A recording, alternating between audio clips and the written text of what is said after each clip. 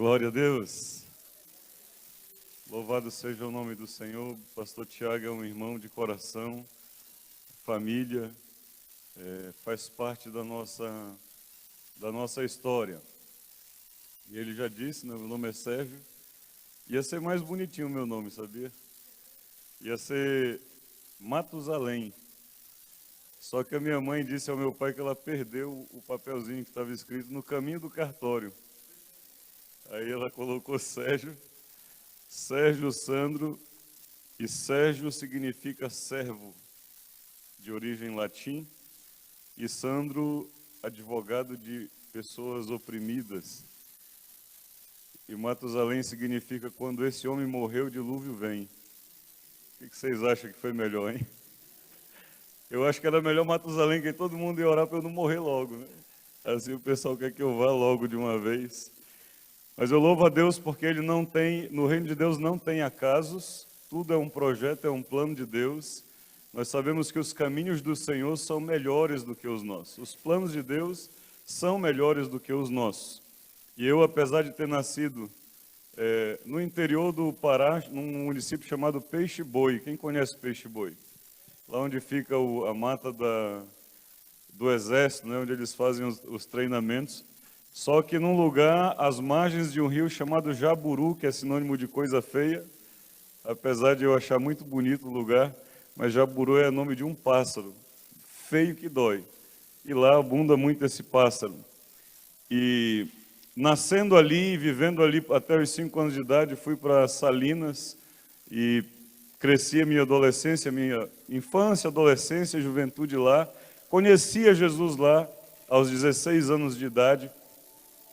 Entreguei a minha vida a Jesus e sonhei em fazer missões, mas eu não sabia como, não sabia onde, não sabia como seria, mas Deus tem os seus planos, os seus projetos.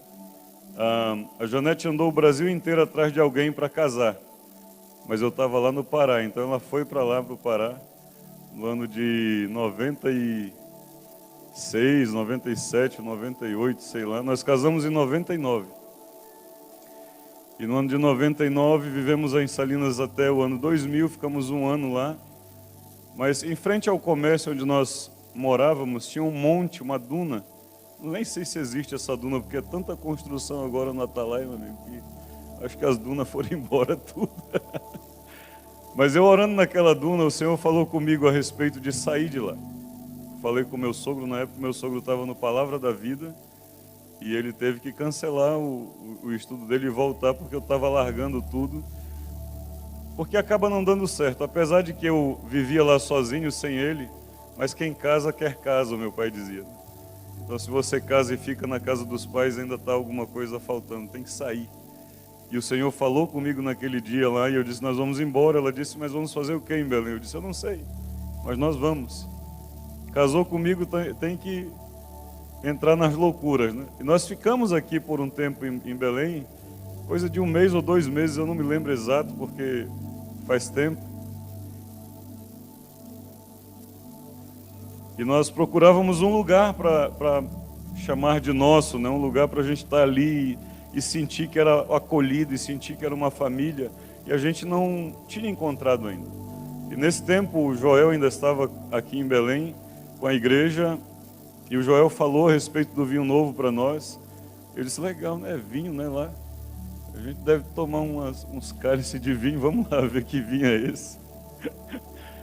E aí não deu certo na primeira semana, mas na segunda semana ele saiu lá de Júlia Cefé, foi lá em Benevides, onde eu morava na época, que eu era vizinho ao Palavra da Vida. Ele nos trouxe para a chácara, nós tivemos um tempo lá andando, e uma hora encontramos com o pastor Celso, que sem nunca ter nos visto, disse, cadê a tua bagagem?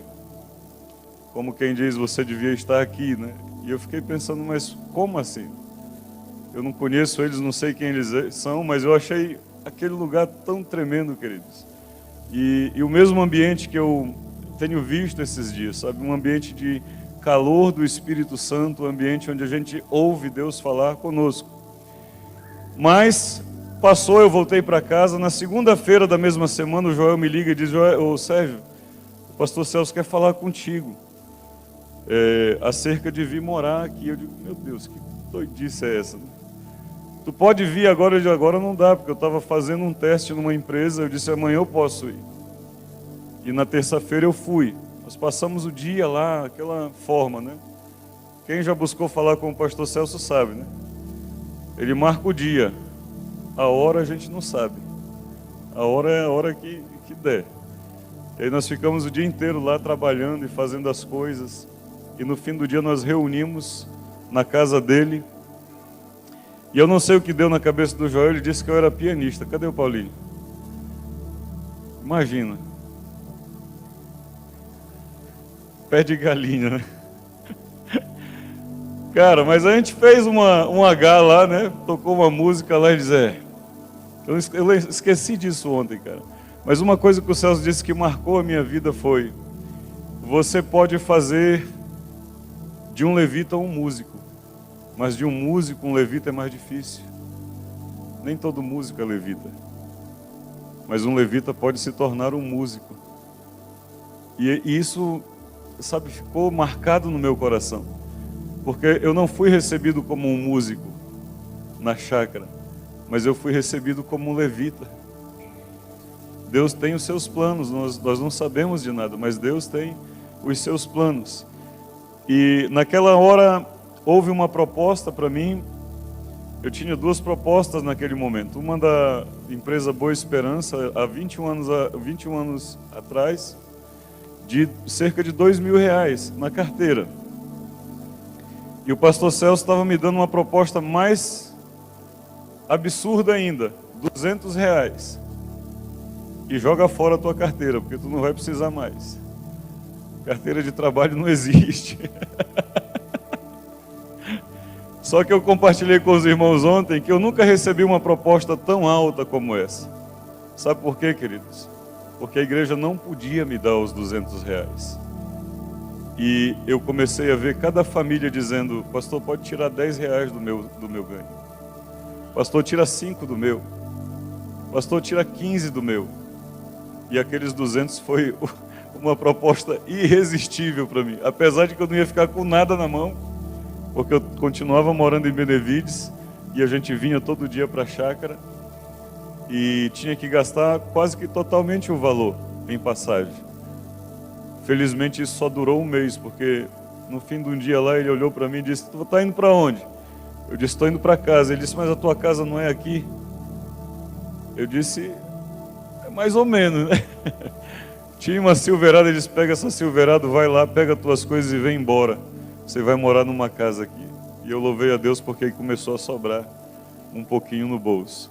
Mas isso é o começo de uma história, de uma igreja, de uma visão que nós amamos, que nós sabemos que não são nossos planos, mas são os planos de Deus. Nós entramos na chácara, começamos a fazer o Instituto Bíblico, trabalhar, fazer as coisas. Deus colocou algo entre a minha forma e a forma do Celso. Ele acelerado e eu pisando no freio, mas ainda assim dava certo.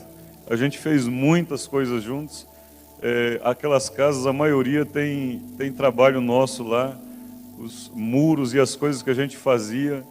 Essa igreja que eu me apaixonei por ela e que eu aprendi tudo. Eu fui para outros lugares hoje. Tudo que eu faço em outros lugares, tudo que eu sei fazer, eu devo ao tempo que eu fiquei de 3 anos ali. Deus me preparou. Eu era carpinteiro, eu sou carpinteiro, marceneiro, mecânico, né? Mecânico, fazia trabalho, roçador de grama, tudo que você pensar naquela chácara, eu já fiz. O pessoal daqui, os levitas hoje também Nutella, né? Porque no nosso tempo a gente subia no jambeiro e sacudia o jambeiro para cair as folhas, para a gente rastelar. Hoje eles esperam cair. Nós não esperava cair não, amigo. Subia nas árvores, mangueira e tudo, derrubava as folhas. Aí dizia: agora está limpo o dia inteiro. 5 minutos depois, cheio de folha no chão de novo. Eu digo: misericórdia. Mas Deus falou tremendamente conosco muitas vezes, segurando um cabo de rastelo e orando e falando com o Senhor. Não sei se já aprenderam a orar fazendo as coisas. O pastor Tiago tem uma palavra sobre isso que marcou a minha vida. Ora aquilo que você está fazendo. E a gente orava, sabe, limpando, a gente pedia: Senhor, limpa a minha vida, limpa a tua igreja, faz algo na tua igreja, cuida da tua igreja como nós estamos cuidando. E ali, cara, Deus falava coisas que a gente tinha que parar.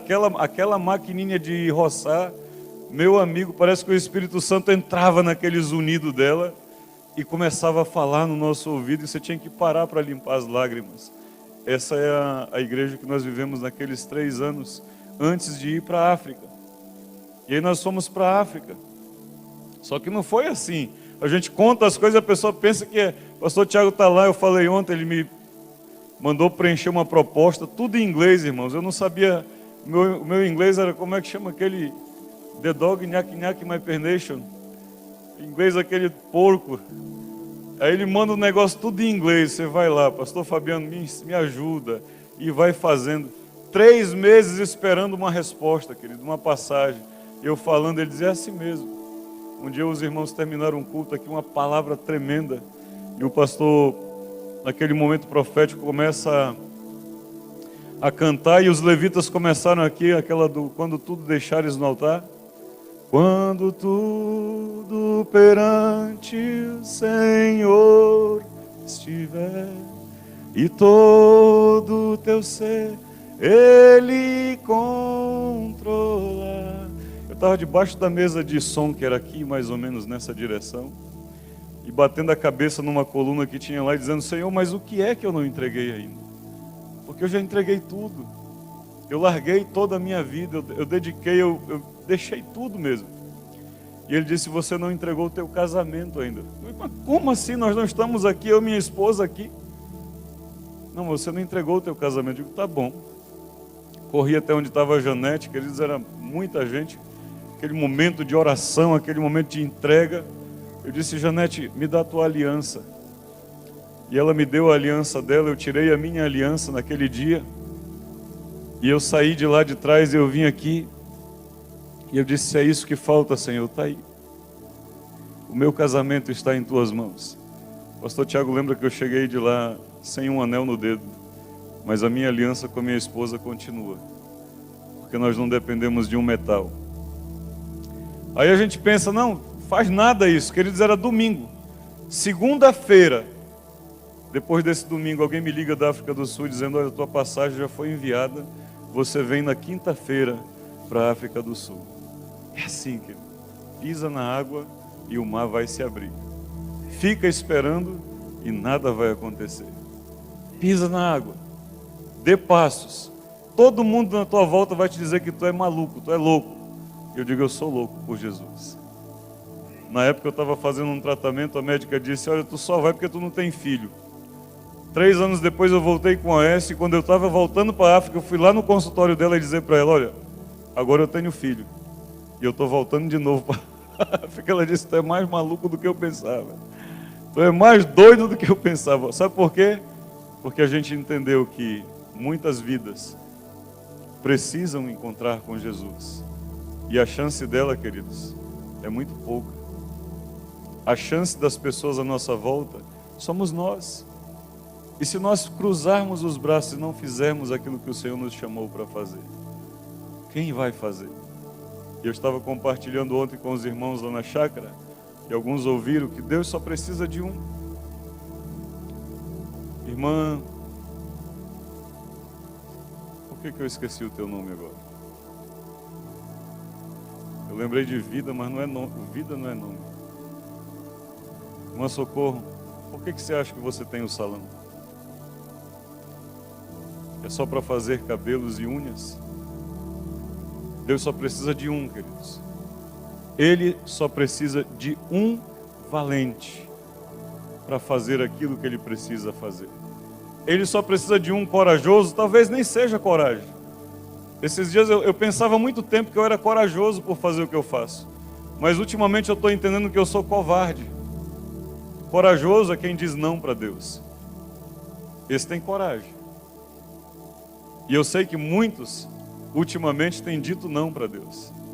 Porque Deus fala com você, queima no seu coração, diz o que você tem que fazer, e você resiste. Você é corajoso. Eu sou covarde. Ele diz: vai, eu vou. Ele Ele diz: para, eu paro. Ele diz: continua, eu continuo. Volta, eu volto.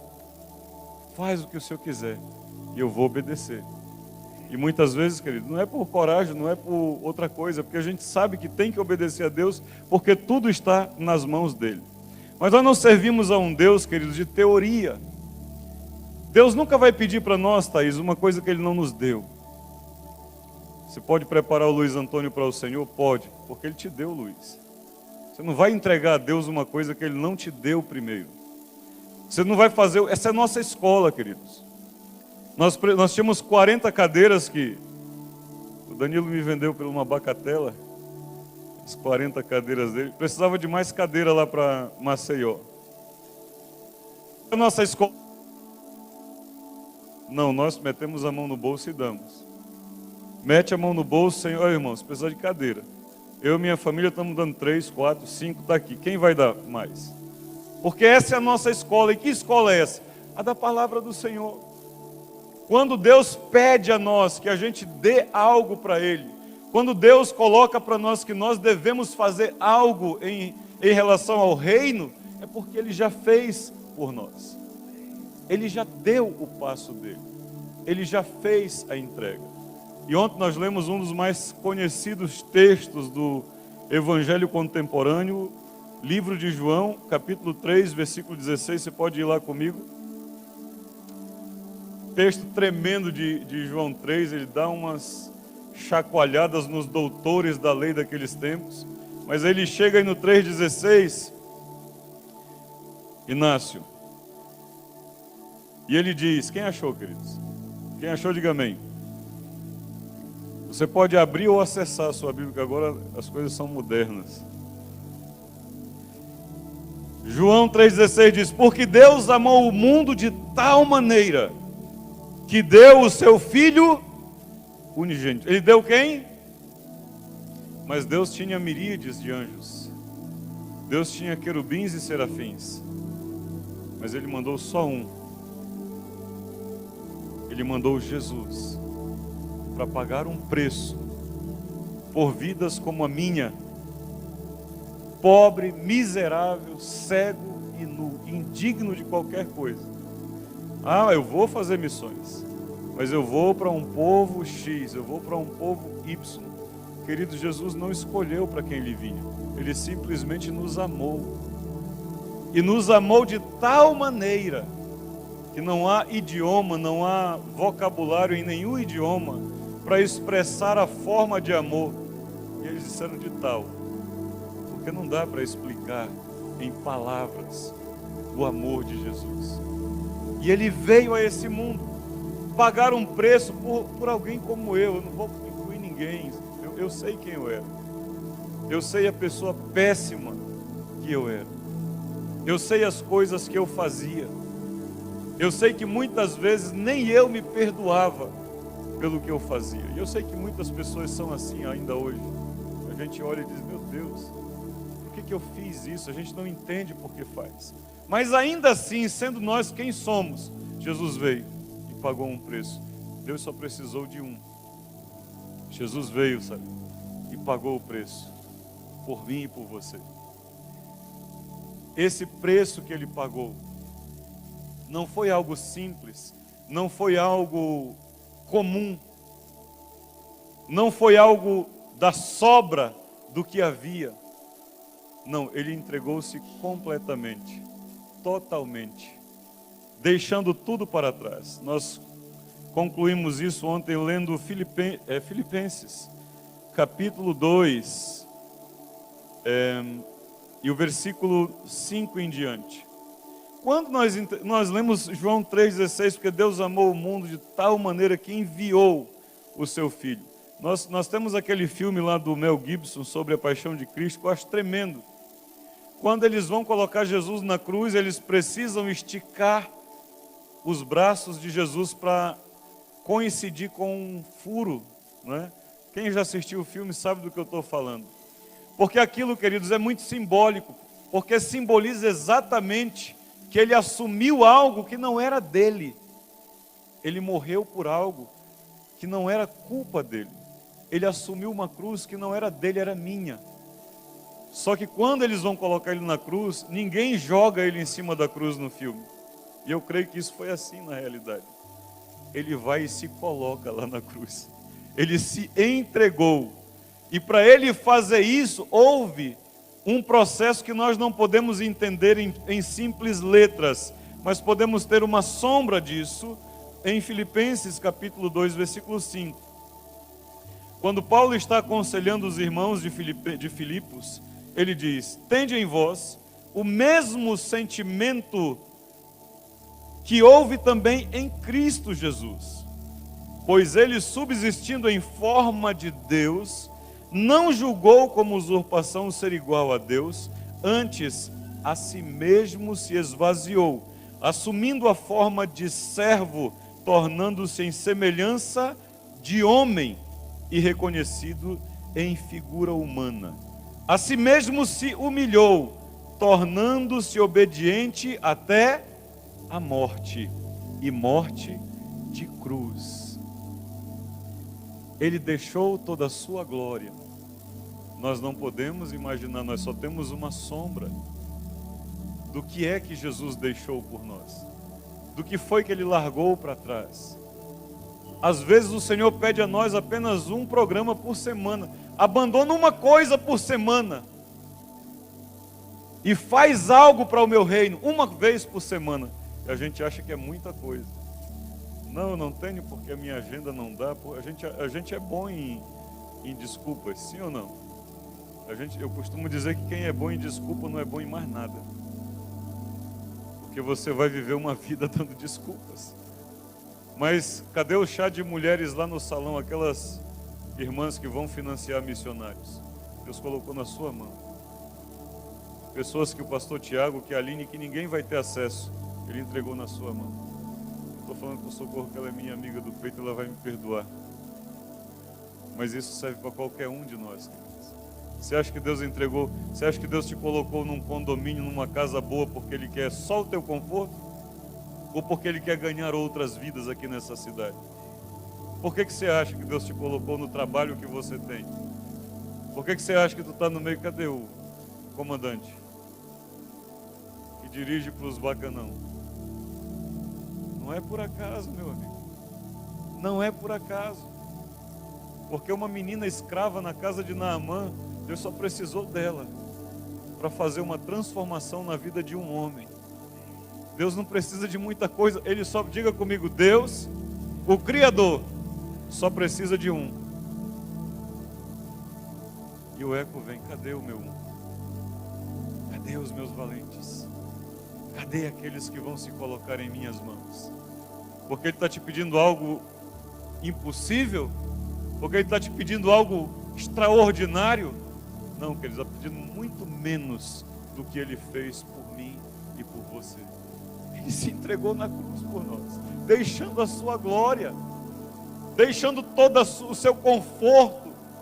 Ele era servido por anjos e arcanjos. Ele deixou tudo isso para vir morrer por mim. O que Ele pedir de mim, queridos, é um cisco do que Ele fez por mim. Como eu vou dizer não para isso? Como eu vou me calar para isso? Alguns aqui sabem que na casa de pessoas que eu ia fazer reunião, e eles tomando uísque e brincando e fazendo as suas coisas lá, e os outros me chamando de louco aqui em Maceió. Só que, queridos, a Bíblia diz que os filhos do Senhor são ovelhas perdidas. Ovelhas perdidas, irmã Socorro, não sabem o caminho de volta, porque eles estão perdidos. E a gente está dizendo venha, mas eles não sabem. Então você tem que ir lá, fazer reunião com esses aí. E depois de 1 ano, 2 anos, alguns estão lá, meus cooperadores. Estão pregando agora 6 reuniões que eu estou fora de Maceió. Nenhum culto ficou sem palavra. Porque a palavra vem do Senhor, não depende de servo, não depende de homens. A igreja de Jesus só precisa do Espírito Santo e pessoas deixando o Espírito Santo agir nos seus corações, se rendendo a Ele, sabe, obedecendo a Ele. Ele deixou tudo, irmã Carla, e aí Ele veio a esse mundo morrer por mim e por você, porque Ele só precisa de um. ele deixou toda a sua glória.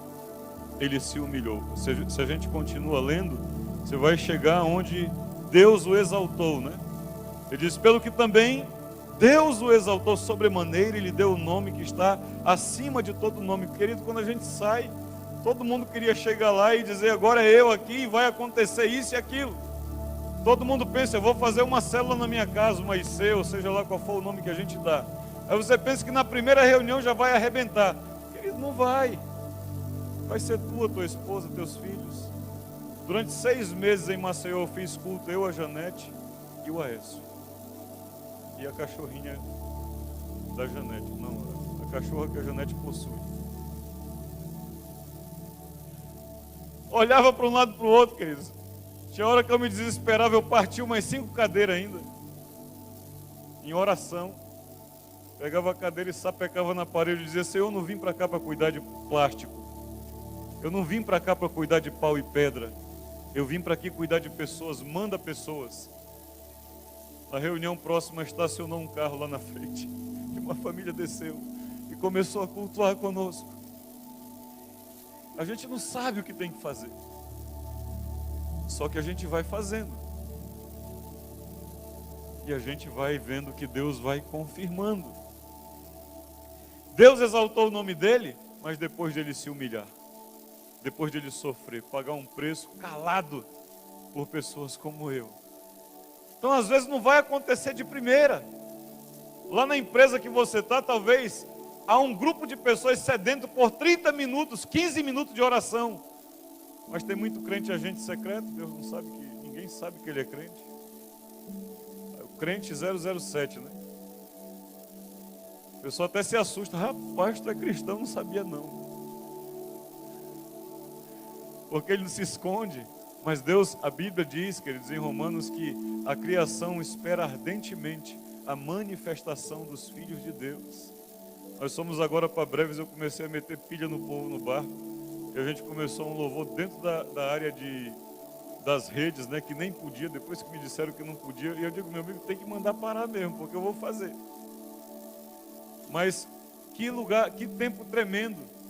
E pessoas que estavam depressivas, alguém tinha tentado pular do barco minutos antes a gente começar a fazer um louvor. E as pessoas que estavam lá ouviram testemunhos de pessoas que estavam ali dentro, porque eu não me envergonho do Evangelho, porque ele é o poder de Deus para a salvação de todo aquele que crê. Você tem que se declarar, queridos. O salão de festa do teu condomínio não é só para fazer festa de São João e virada de ano, não. É para fazer culto ao Senhor. Porque Ele colocou você lá para ser um agente dEle lá. Só que se você não tomar posição, Ele vai levantar outros. Mas vai ser fácil? Não. Terá humilhação, Alberto. Terá abandono? Terá. Pessoas falam mal, vão falar. Quantas pessoas, tem um casal lá que veio depois de um tempo e disse, pastor, eu quero te pedir perdão. Porque eu cansei de falar para minha família e os meus vizinhos que você não era pastor coisa nenhuma. Como é que um pastor faz uma reunião de oração onde tem pessoas bebendo, fumando e xingando palavrão? Ele maldizia a minha pessoa. Só que depois aquelas pessoas que bebiam, fumavam, largaram tudo e vieram para Jesus, aí ele viu que alguma coisa de Deus estava acontecendo. Você vai ligar porque os outros vão falar de você? Faz o que o Senhor te mandou. Acabou, cada um faz o que o Senhor mandou você fazer. Vai em frente, segue. Não espera que alguma coisa, sei lá, que era tão bom, né, que os anjos viessem e falassem conosco. Mas eu acho que continua sendo assim. Só que a gente não os reconhece mais. A gente humaniza demais. E Deus está falando conosco, está colocando algo no nosso coração e a gente está dizendo, não, não é. Lá no livro de... Tem um outro exemplo desse de Deus precisa só de um, que é de Noé. Compartilhei também isso. Noé, diz a Bíblia que no tempo que ele estava, é Gênesis capítulo 6, no tempo de Noé havia perversão, havia ali um declínio moral, havia uma situação terrível na humanidade. Mas quando Deus olhou para isso e colocou no coração que ele destruiria tudo e começaria tudo de novo, diz que ele encontrou um homem chamado Noé. Um homem que era justo, um homem que era honesto, um homem que era digno do Senhor. E por causa desse homem, toda uma geração vai ser salva. Aí às vezes a gente meio que romantiza, né? Ali o Tiagão olhando para mim e diz, não romantiza não, pastor, que eu sou meio fariseu. Tem que ser. Ninguém quis ser salvo. Mas quando Deus falou com Noé, ele disse que não era para salvar todo mundo. Era para quem? A arca? Para ele e para a família. E às vezes a gente quer fazer coisas para todo mundo. Queridos, nós temos irmãos no Sudão do Sul que depois de 7 anos não havia uma conversão. O cara lá, missionário, 7 anos num lugar, uma conversão não houve. E ele chorando com o Senhor, perguntando ao Senhor, e o Senhor disse a ele, você não está aqui para que eles sejam salvos, você está aqui para juízo. Não interessa se as pessoas estão crendo ou não no Senhor, continua anunciando, porque naquele grande dia do Senhor ninguém será tido por inocente, todos irão ter um julgamento justo diante do Senhor. E talvez você está no lugar que você está, na família, mas minha família não converte. Por que será? Ninguém tem resposta, mas o Senhor tem. E nós meditamos, vai aí comigo em Gênesis capítulo 6, e o versículo 11 em diante, nós falamos ontem, ele vai descrever a arca que Noé faria para que salvasse ele, a família e os animais. E ele diz que dos animais bons fossem salvos quantos? Um casal? Não, dos bons eram mais, né? Dos bons, se eu não me engano, eram 7. Dos ruins, era para salvar um casal. Então não te preocupa se as coisas às vezes não estão exatamente como você achava que devia estar, porque mesmo os momentos ruins são usados na mão do Senhor para fazer algo bom na nossa vida. Então não questiona Deus. Eu tô contrário, pastor Tiago, a uma palavra de que o inimigo está fazendo tal coisa na minha vida. Eu tô contrário a isso, porque eu creio que Deus governa a minha vida. E o que acontece na minha vida foi vontade de Deus. Talvez não me agrade, mas é vontade de Deus para me ensinar, para me preparar, para fazer alguma coisa em mim, para que seja melhor lá na frente. Porque Satanás não tem autoridade na vida de alguém que entregou os seus caminhos a Jesus. Se ele estiver fazendo alguma coisa na sua vida, reveja a sua conversão, reveja os seus princípios. Porque a sua vida, no momento que você entregou, é governada por Jesus. Senão, quando Satanás quis fazer algo na vida de Jó, o que ele fez? Pediu autorização ao Senhor. Então não acontece nada que não foi permissão de Deus. E então eu compreendo quando Paulo diz que todas as coisas cooperam para o bem daqueles que amam a Deus. Só isso? Não. Os que são chamados segundo o seu propósito. Se você está cumprindo um propósito de Deus na sua vida, não reclame das situações. Aprenda. Não pergunte por quê, pergunte para quê. Porque quando você diz por quê, você quer um culpado. Mas quando você diz para quê, você quer um propósito, uma razão. Capítulo 6, versículo 11 em diante, o 14 diz: faz uma arca de tábuas de cipreste, nela farás compartimentos e a calafetarás com betume por dentro e por fora. Deste modo a farás, de 13 côvados será o seu comprimento, de 50 a largura e a altura de 30. Farás ao seu redor uma abertura de 1 côvado de altura. A porta da arca colocarás lateralmente. Farás pavimentos na arca, e um embaixo, um segundo e um terceiro. E aí ele para de descrever a arca. E quando eu meditava nesse texto, com a minha cabeça de quem nasceu às margens do rio Jaburu, eu digo, falta alguma coisa nessa arca. E eu queria saber por que Deus não tinha colocado isso na arca. Ontem já me responderam o que estava faltando lá.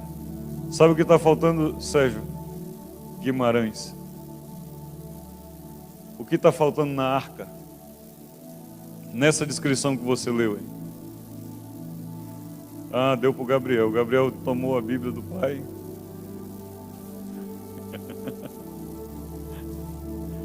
Deus Sejam. Tá vendo? Faltou o quê? Faltou o leme. Por que faltou o leme? É engraçado isso, porque imagina, cara, uma arca à deriva, né? Você fica, meu Deus, Deus foi irresponsável. Não, Ele não foi irresponsável, queridos. Ele não colocou o leme, porque Ele é a direção da arca. Quando nós colocamos a nossa vida nas mãos do Senhor, Ele só precisa de uma atitude sua, Ele só precisa de um. Só que tem que ser entrega de verdade, queridos. E em nenhum momento você vai ver homens na Bíblia que entregaram as suas vidas nas mãos do Senhor, tomando rédea, tomando leme, tomando controle da situação. Eles sempre são colocados no controle de Deus. E eis a dificuldade da nossa geração, porque nós queremos estar no controle. Cara, as crianças, quem está com filho pequeno aqui sabe disso. Como eles querem governar a gente. Eles de pequeno, ninguém ensinou nada, ninguém falou nada para eles, mas eles querem governar. Eles querem dizer para onde vai, querem dizer o que fazer, querem dizer o tempo que você tem que estar em um lugar ou em outro. A gente aprende isso, a estar no controle, desde criancinha. E quando a gente vem para esse momento que é exigido nosso, querido, nós estamos vivendo os últimos momentos. Mas eu não creio nessa escatologia, eu creio naquela outra. Ser fiel até a morte e dar-te-ei a coroa da vida. Eu estou vendo um monte de gente com um punhado de diploma, um monte de sabedoria, um monte de conhecimento, mas o que salva pessoas continua sendo João 3,16. Deus não precisa de muito conhecimento. Deus não precisa de muita teoria. Ele precisa de prática. Ame alguém. Sabe o que fez uma família lá se render a Cristo? E uma família que nos adotou, sabe o que foi? Não foi um sermão, pastor Tiago. Eu fui no banheiro dela e a porta do banheiro não fechava. E nós fomos formados aonde? Na chácara Herança do Senhor, meu amigo. A gente até hoje só não deu jeito para a morte. Até deu, né? Mas as pessoas não querem, porque tem que ter uma atitude delas. O jeito para a morte é o quê, queridos? É Cristo, né? Mas as pessoas não querem. Vou lá no carro, pego a minha caixa de ferramenta, meu amigo. Subi para lá, arrumei a porta do banheiro. Pronto, a família até hoje não sabe. Nós estamos aqui, eles ficam insistindo. Se eu abrir as minhas mensagens aqui, vocês vão ver. Olha, pastor, eu sei que você está tomando açaí, mas aqui o cuscuz é aqui, viu? Volte para aqui. Eu vou ficar mais uma semana o quê, rapaz? Mais uma semana não volta. Não foi teologia, queridos, foi consertar uma fechadura. Aí você já ouviu essa história lá, não ouviu? Aí você pensa que é muita coisa, está cheio de gente, cheio de teoria. Mas cadê a prática? Da simplicidade do Evangelho. De ir socorrer alguém, sei lá, de visitar alguém, de fazer uma coisa diferente com alguém que não precisa de muita coisa. De ir tomar café, o cara trabalha no Ceasa, queridos. Eu vou lá para o Ceasa tomar café com ele. 2, 3 horas da manhã. Aí você não diz nada, você não fala nada. Você não puxa os teus diplomas. Você só faz. E você acha que ele vai lembrar de quem depois? Está em crise, está numa dificuldade, o que é que nós fazemos, queridos? Nós vamos orar, nós vamos clamar ao Senhor. Tem negócio, está doente, está no hospital. Janete mesmo já tem, só falta a bata de enfermeira para ela. Vive nos hospitais, vira à noite. Alguns reconhecem, outros dão as costas, mas a gente para? A gente desiste? Não, queridos, nós somos formados num lugar. Chácara Herança do Senhor. A gente foi formado para não desistir. A ponte da cabana do Espírito Santo, quem lembra quando foi construída? Quem lembra? Alguém lembra? Vocês não lembram, né? Foi feito com água debaixo e água por cima. Eu dizia, pastor, está chovendo. Ele, daí?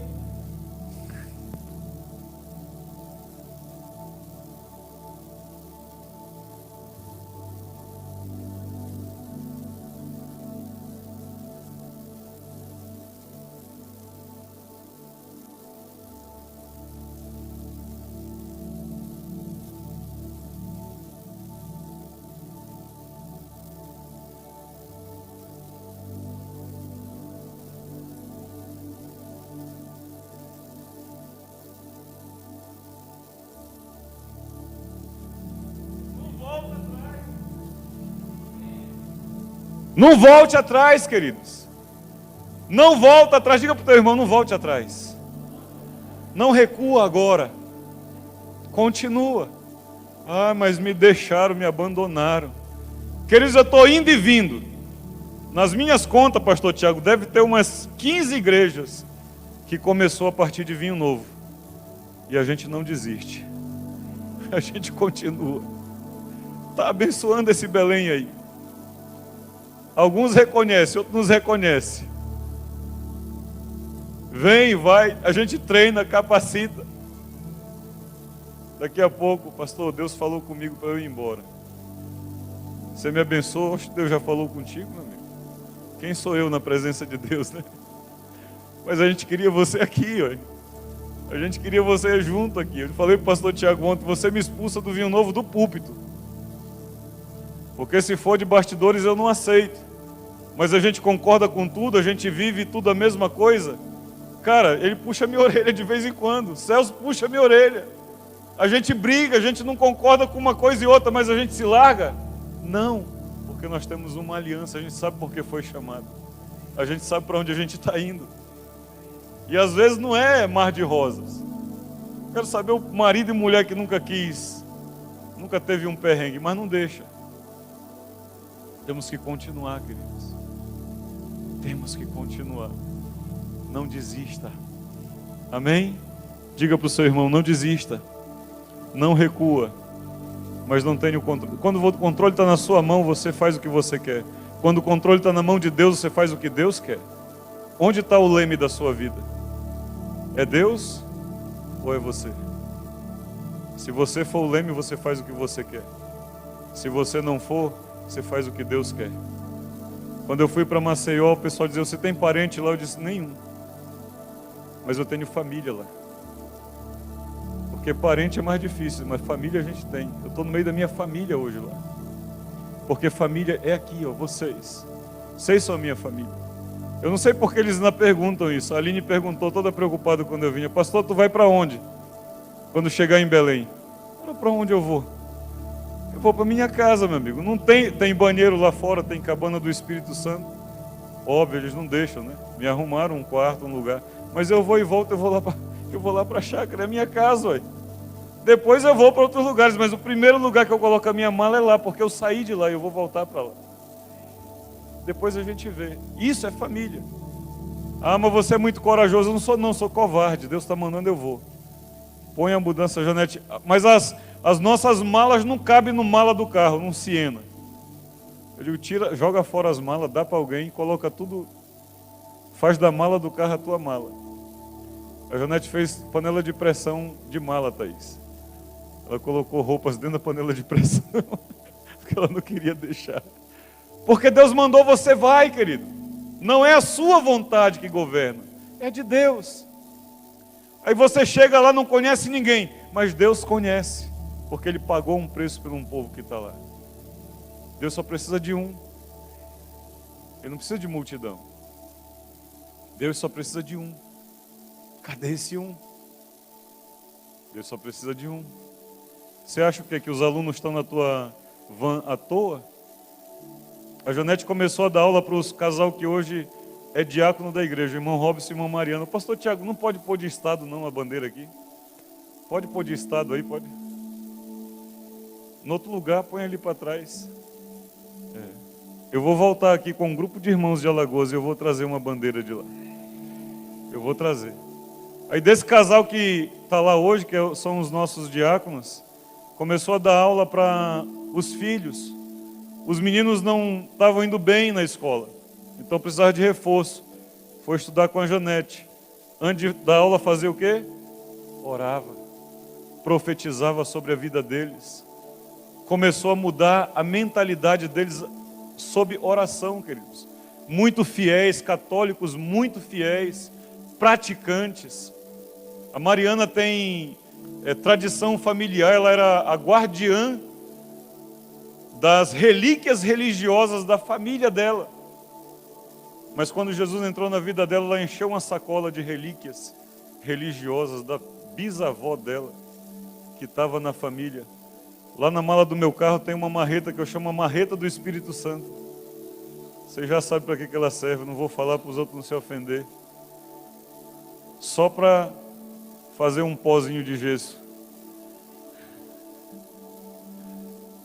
Entregou tudo, querido. Sabe como que começou? Irmã Carla, com os filhos, indo ter aula com a Janete. As crianças não entram no teu carro para você levar da casa para a escola. Elas entram no teu carro para você profetizar sobre a vida delas. Que elas vão converter, que elas vão entregar a vida a Jesus. E que a família delas vai ver uma diferença na vida delas. Eles andavam numa van ano passado, esse ano é na tua van, e a vida deles é diferente da do ano passado, porque você é uma profeta do Senhor dentro do teu carro. E você ora, e você profetiza, e há mudança na vida das pessoas. Mas Ele vai querer só um. Quem é esse um?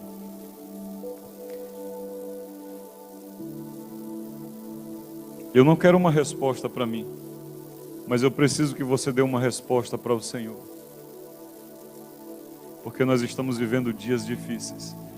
Queridos, você consegue viver?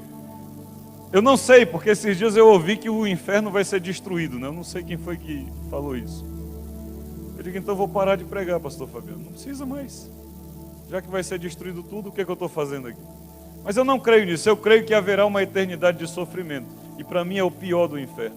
Mas você consegue viver com a ideia de que pessoas que você ama vão viver o inferno eternamente? Eu fico desesperado quando eu penso nisso. E aí nós precisamos fazer alguma coisa. Precisamos parar de ser políticos religiosamente e causar alguma diferença na família onde nós estamos, no meio dos amigos onde nós estamos. Não tenha medo de falar que Jesus é a solução, porque Ele é a solução. As pessoas vão acreditar nisso, não compete a mim nem a você saber isso. Ele diz para a gente fazer. O resto é com Ele. Aí as pessoas saem do mundo, alguns deles hoje lá em Maceió, vêm para mim, pastor, eu estou num grupo aqui, que é um grupo da minha vida pregressa, e a conversa aqui é triste, não sei o quê, e eu vou sair do grupo. De saia não. Porque a única chance dessas pessoas terem um encontro com Jesus é você no meio deles. Se você sair, qual é a chance deles agora? Como é que eles... eu não vou mais nas reuniões da minha família porque todo mundo não é crente. Querido, é aí que você tem que ir. Justamente porque eles não são crentes em Cristo Jesus. É que eles precisam... Jesus disse que nós somos o quê? O sal da terra e a luz do mundo. Qual é o sentido de acender uma luz agora aqui, que está tudo clareado? Nenhum. Precisa de luz lá onde não tem luz. Precisa de sal onde não tem sal. Em nome de Jesus. Corre comigo para Juízes. Diga comigo, Deus, o Criador, só precisa de um. Põe a mão no coração e diga, Deus, só precisa de um. Diga, Deus, o Criador, só precisa de um. Eu te peço, Espírito Santo, que o Senhor crave no meu coração e no coração dos meus irmãos nessa manhã, que eu sou esse um. Para algo, para alguma situação, para algum momento, para um envio, eu sou esse um. Porque Deus, queridos, apesar de Ele que faz tudo, Ele nos usa como instrumentos em suas mãos. Amém? Juízes capítulo 6, já achou? Juízes capítulo 6 vai falar a história de Gideão. Mais uma vez, estão ali eles cercados pelos seus inimigos, os midianitas, e Gideão está na sua estratégia, de sobrevivência, malhando no lagar, é encontrado naquele lugar pelo Senhor, e ele começa a conversar com o Senhor, mas achando que é algo natural. Sabe quando você está ouvindo Deus, Deus está falando com você, mas você está achando que não é, que é algo natural. Não existe acasos, não existe natural quando se trata das coisas de Deus. Você não está aqui por acaso, Romero de Dois Riachos. Deus tem um plano. Ele tem um plano. O plano dele não compete a nós calcular, saber, porque nós não aguentaríamos. Nos desesperaríamos. Mas ele tem um plano. Então Gideão está ali numa estratégia, eu creio numa estratégia. e Deus o encontra. E Deus precisava livrar o seu povo. E ele só precisava de um. De um corajoso. Porque um corajoso, queridos, alguém que está com ânimo, ele levanta o ânimo de outro. Sim ou não? Mas um desanimado, desanima outros 3, 4, sem fazer nada. Não precisa fazer nada, basta você olhar para ele e já... Meu Deus. Mas quando alguém está animado, está feliz, está ativo, ele vai fazer com que outro também tenha esse mesmo sentimento. E 2, fazendo isso, vai atingir outros 2.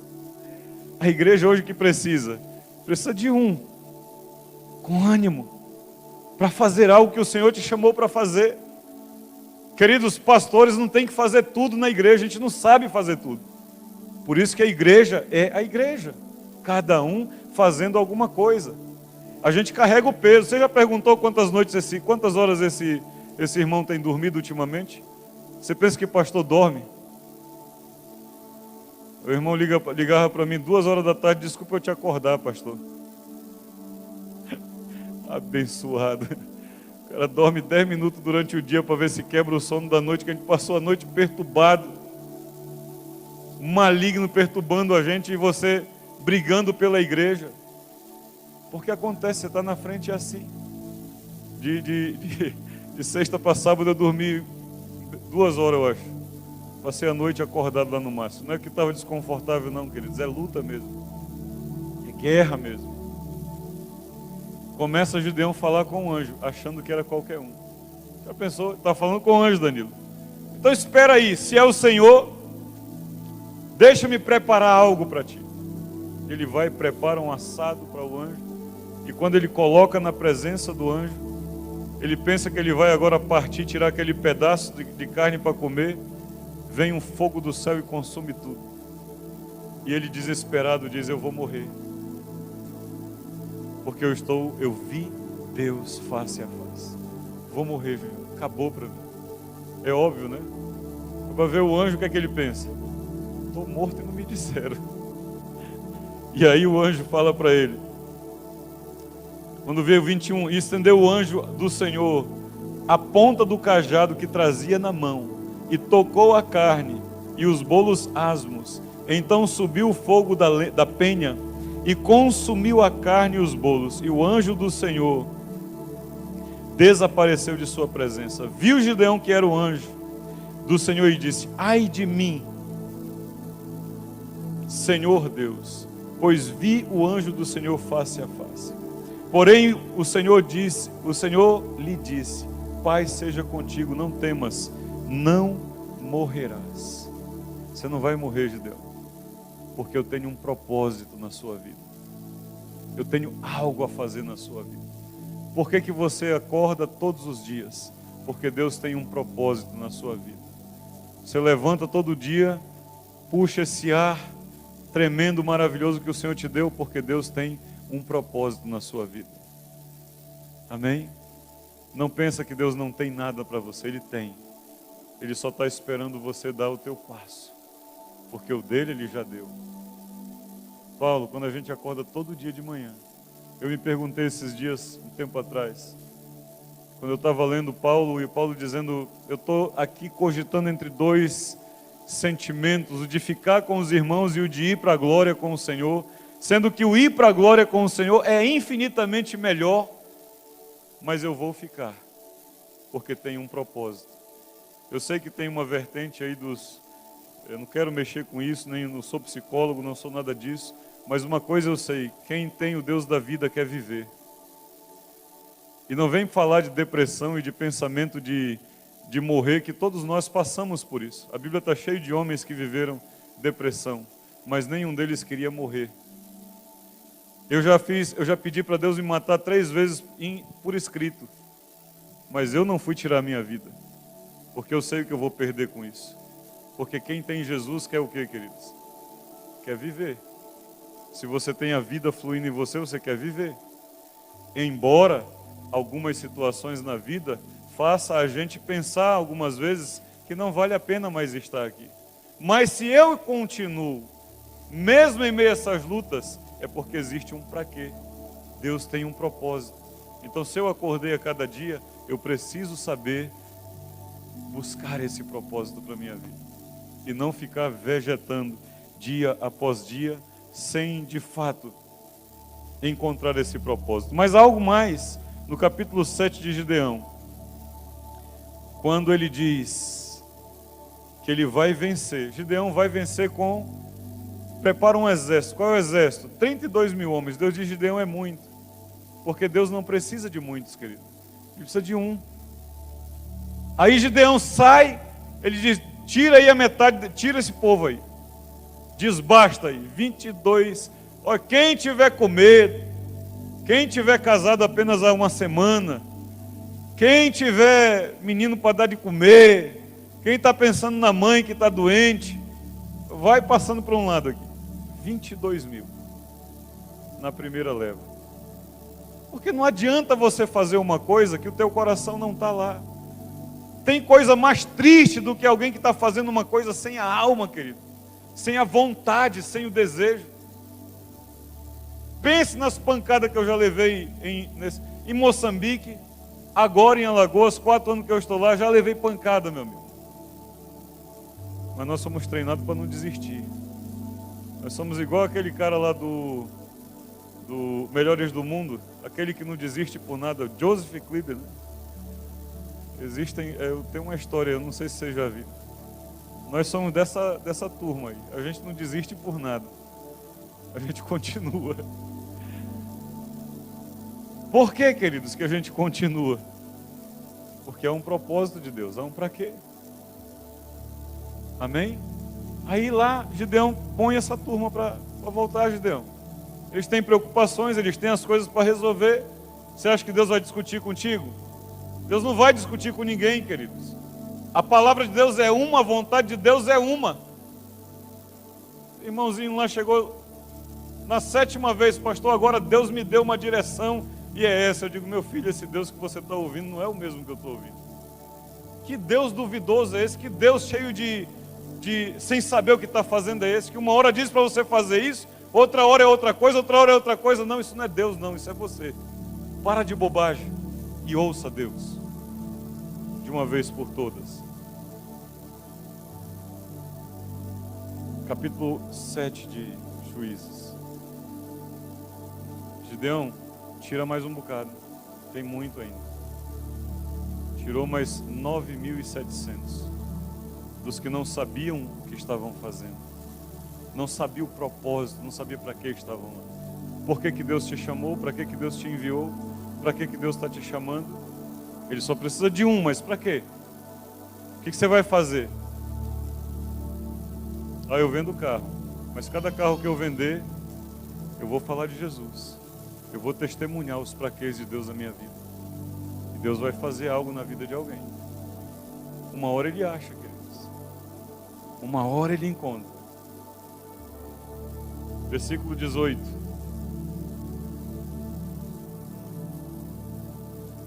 Qual era a orientação?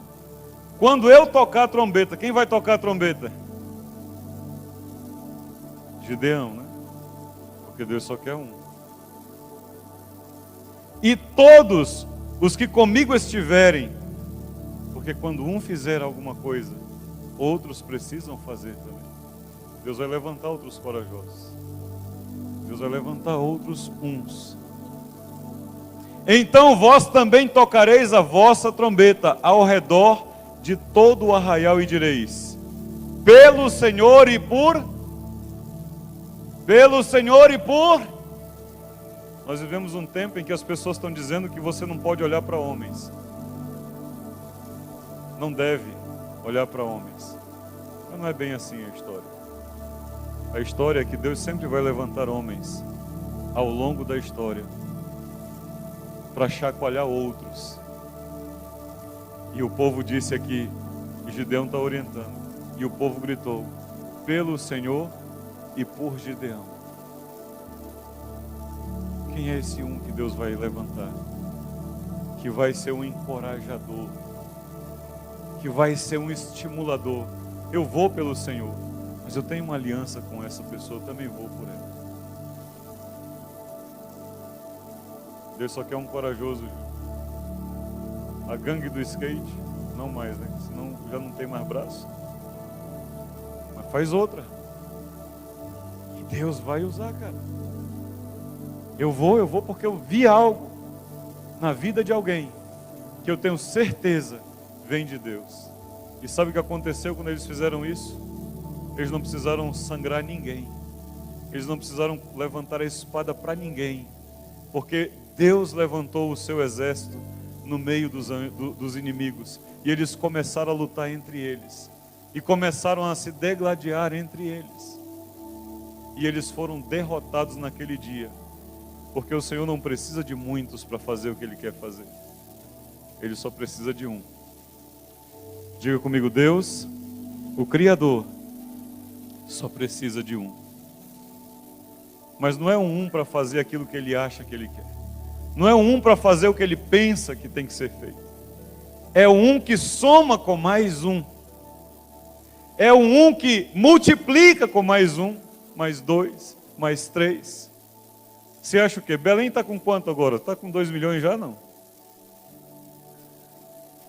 3 milhões de pessoas, Jesus Cristo. Eu estou em Maceió mandando as pessoas voltar para as suas igrejas. Porque quando eu fui para lá em 2010, tinha 180 mil pessoas que diziam no censo, não tenho religião. Quantos são em Belém? Se Maceió tinha 180 mil que diziam não ter religião, eu imagino que Belém tem pelo menos o dobro. Maceió tem 1,3 milhões de habitantes. Você acha que tem gente para Cristo em Belém? Tem pessoas para Jesus em Belém ou não? Tem. Então eu não aceito que a gente fique de novo com as cadeiras vazias num domingo de manhã. Mas quem vai profetizar 3 cultos por domingo de novo? Calma, pastor Tiago. Você não vai pregar nos 3 cultos. Você vai escolher só um. Mas quem vai profetizar 3 cultos num domingo de novo, ou no sábado, ou sei lá? Deus precisa de um, queridos. Porque a oração faz acontecer. A oração vai fazer acontecer coisas aqui. Mas Deus tem que levantar um. Quem Ele vai levantar? Ou nós vamos ficar à la Raul Seixas, sentado com a boca escancarada, cheia de dentes, esperando a morte chegar. Nós não fomos chamados para isso. Eu venho de uma formação em que nós profetizávamos e Deus ia fazendo. Nós profetizamos e Deus foi fazendo. Quem nunca participou de culto aqui nesse lugar debaixo de chuva? Quem não caiu do telhado tentando consertar as coisas? Hã? Lama, meu amigo. Vai dar quantas estacas? Umas 3 dá. Depois de 30, alguém diz, pelo amor de Deus, vamos parar. Porque isso era um pântano, queridos. Mas profetizando, declarando, trabalhando, suando, e Deus foi fazendo. Porque Ele precisava só de um. Mas às vezes alguém também tem que sustentar as mãos de Moisés. Porque a gente cansa. Sim ou não? A gente cansa, queridos. E a gente tem que olhar, irmão, para alguém que vai segurar a nossa mão também. Para a gente continuar. Mas quem é que vai fazer? Ele precisa de um só. Você não sabe a diferença que faz na vida de um líder de uma igreja. Alguém chegar com sinceridade e dizer, eu estou contigo. Mas não é que ele estou contigo, vamos lá só tu, não, né? Vamos lá só tu, Jaime? Abra comigo Filipenses de novo, vou encerrar, queridos. Porque eu sei que você quer. A fome já bateu aqui. Eu sei que você quer correr. Deus precisa de um que vai somar. Amém? E esse sentimento que Paulo disse aos Filipenses, ele está dentro de um contexto de conselhos que eu creio ser tão pontual e coerente para o momento que nós estamos vivendo. Irmã Priscila, nós vamos ver os nossos filhos fazendo o que nós vivemos durante muitos anos. Mas se a gente largar a corda, qual será o destino deles? Nós não podemos largar. Capítulo 2 de Filipenses diz: se há, pois, alguma exortação em Cristo, alguma consolação de amor, alguma comunhão do Espírito, se há entranhados afetos e misericórdia. E sabe o que eu peço para a comunidade Vinho Novo, para cada um de vocês que são uma igreja linda de Jesus? Eu peço isso, amor e misericórdia. Eu peço amor e misericórdia. Eu peço amor e misericórdia com os pastores, com os líderes, com os levitas, com cada irmão que está aqui. Não deixe que o inimigo use a tua cabeça como oficina dele, mas tenha amor e misericórdia, como alguém que é comum, como qualquer outro. Sabe por quê, pastor Tiago, que eu não desisto das pessoas? Porque Jesus não desistiu de mim. Lá em Maceió as pessoas dizem: mas como é que você continua insistindo com essa pessoa? Sabe uma coisa que mais me chateia lá? É quando alguém que está congregando e tudo, aí a pessoa chega e vem: tu sabe de uma coisa, pastor? O fulano caiu de novo. Cara, me dá uma dor no coração, porque eu ouço na voz daquela pessoa não uma misericórdia, mas eu ouço um julgamento que você tem que jogar fora e abandonar.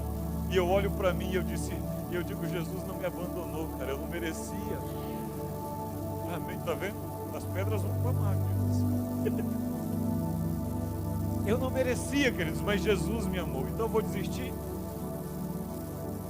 Que haja afeto e que haja misericórdia entre nós. Completem a alegria da comunidade Vinho Novo. Como? Pensando as mesmas coisas. Tenham o mesmo amor. Sejais unidos de alma, tendo o mesmo sentimento. Não façam isso por partidarismo ou para vanglória. Eu fiz. Está vendo aquilo ali? Foi eu que fiz. Está vendo isso ali? Foi eu que fiz. Foi minha oferta. Foi trabalho. Não faz isso, queridos.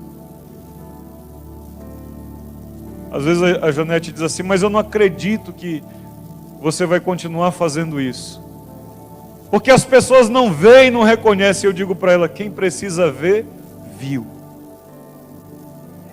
Quem precisa ver, viu, queridos. Eu creio o seguinte: o justo não se justifica. Você quer bater boca, quer dar um de língua na minha vida? Vai, porque eu sei o que eu estou fazendo, e eu sei que para quem eu estou fazendo, vê tudo. Eu não preciso dar relatório para ele, queridos. Ele acompanha online tudo que nós estamos fazendo. Então, se você está fazendo para ti, vanglória, óbvio, você vai querer reconhecimento dos homens. Mas se você está fazendo para Deus, você não vai se preocupar com isso. Não façam por vanglória, mas por humildade, considerando cada um outro superior a si mesmo. Não tenhas em vista o que é propriamente seu, senão também cada qual o que é dos outros. Guarda a vida do teu irmão. Guarda a vida do teu irmão. Pessoas para falar, queridos, tem um monte. Para fazer, tem bem pouquinho. Então cuida de quem está fazendo. Está errado, fala com ele, querido. É homem de Deus, vai te ouvir. Porque se o homem de Deus não souber ouvir as suas ovelhas, ele não precisa estar lá. E você não precisa fazer nada para tirar ele, Deus vai tirar. Mas a coisa que eu mais amo na congregação que eu estou hoje, que eu estive esse tempo que aqui em Belém, é: se alguém tem alguma coisa a meu respeito, ela me diz. Por quê? Porque ela me ama. Porque quem não ama, cala e deixa. E abandona. Mas quem ama, fala, briga. Pastor, está errado. Pastor, você fez uma coisa que não deveria ser assim. Na palavra, não é com desrespeito, não é sem consideração, não, é com consideração, com respeito e com amor. Porque uma coisa eu digo: eu faço as coisas direito, queridos. Ainda que esteja errado, eu faço direito. Então, se você está vendo que está errado, me diga logo, antes que nós dois vamos para o abismo, porque eu vou fazer direito. Eu aprendi assim. Eu fui estimulado e ensinado a pecar por excesso, Marcelo. Ninguém vai chegar a mim e dizer: você não fez. Você fez. Está errado. Eu digo, está errado, mas eu fiz. E eu vou consertar. Eu vou voltar atrás. Já voltei muitas vezes, vou continuar fazendo.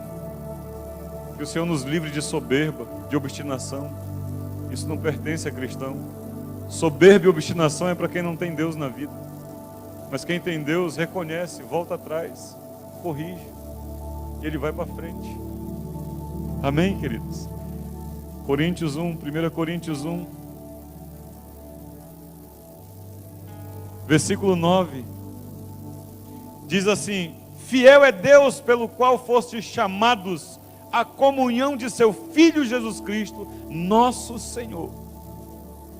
Rogo-vos, irmãos, pelo nome de nosso Senhor Jesus Cristo, que faleis todos a mesma coisa. O que é que nós queremos, queridos? Nós queremos almas para Jesus, nós queremos louvor 24 horas, nós queremos toda sorte de instrumentos, nós queremos famílias restauradas, nós queremos os ministérios. Então vamos falar isso em o nome do Senhor Jesus. Porque samaritanos, Sambalá e Tobias vai ter um monte para puxar o tapete nosso. Então nós precisamos fechar o cerco em nós. E nós vamos para frente. Uma hora a gente chega lá. Uma hora a gente vai ver aquilo que nós queremos e buscamos durante tanto tempo. E não é porque vai começar agora, não. Deus está fazendo. É que nossos olhos não podem contemplar o que Deus está fazendo. Eu estava louvando tanto, pastor Tiago, o Senhor, quando eu olhei para as bandeiras e eu lembrei. Nós estivemos lá. Mas tem um pastor lá. Tem um missionário sendo sustentado lá. O pastor Fabiano esteve lá. Nós estamos aqui no Brasil. Tem pastor Maurício lá na Argentina. Queridos, eu conheço a igreja em Maceió que está com uma entrada de 700 mil reais por mês, que não tem um missionário no campo. E a gente continua dizendo, está aqui 5 mil, pastor. Ajuda lá o missionário. Está aqui 10 reais meu, pastor. Manda alguém lá para Ribeirinha. Pastor, não tenho nada, mas está aqui umas roupas que eu não uso mais. Toma, leva, doa lá. Então Deus continua usando esse lugar. Porque ainda que o tronco esteja jogado no chão, ao cheiro das águas, ele floresce. E o cheiro das águas do Espírito Santo continua passando nesse lugar. Ainda que ninguém dá nada, ainda que ninguém ache que é alguma coisa, ainda que desdene, as pessoas me ligam para dizer coisas ruins. Eu digo, queridos, a igreja tem muitos problemas. Eu sou um deles. Porque eu sou um ser humano, eu sou pessoa, eu falho. Mas eu sei que há um Deus que é acima de todas as coisas, que continua operando e que vai continuar usando um povo que quer andar assim. Cadê os fundos do Senhor? Ela agora Deus te trouxe. Ele tem um propósito. Porque ele só precisa de um para gerar uma comunhão, para gerar um relacionamento, para gerar algo que vai culminar com algo poderoso, que é a unidade de pessoas. Eu lembro de um livro que eu li, falava de uma disputa na Inglaterra de carroceiros. Quando os carroceiros tinham as suas plantações, eles carregavam. No final deles faziam uma feira, aquelas coisas, e faziam uma disputa. Qual cavalo puxava mais peso? E no ano que eles fizeram, o cavalo que puxou mais peso, ele puxou 2.000 quilos de abóbora. E o segundo lugar puxou 1.800 quilos de abóbora. Então os donos dos dois cavalos pensaram, vamos ver quantos quilos os dois puxam. Vamos, aí colocaram os dois em uma carroça e colocaram os 3.800 quilos e os cavalos puxaram achando graça. E eles colocaram 5.000 quilos e os cavalos puxaram de boa. Sabe a lógica humana? Os dois puxariam até 3.800 quilos. Mas a sinergia é a lógica de Deus, onde 2 mais 2 2, pode ser 5, pode ser 6. Porque quando a gente une as nossas forças, nós não fazemos apenas o dobro, nós fazemos mais que o dobro. Deus só precisa de um para juntar com mais um e fazer muito mais do que se imagina, fazer muito mais do que se pensa. Talvez a gente pense que agora que nós estamos vivendo um momento difícil, de lutas, nós vamos enviar menos, nós vamos fazer menos, e talvez nesse momento Deus está lá olhando para nós e rindo. Sabem de nada, inocente. É agora que eu vou usar vocês. É agora que eu vou fazer coisas extraordinárias. Eu quero te pedir nessa noite, não responda para mim, mas você é um desses que Deus precisa. Você é um desses. Eu sou um desses. Eu já estou aqui. O pastor Tiago já é um desses. Ele já está aí. Mas cadê os outros? Eu quero orar com você nessa manhã.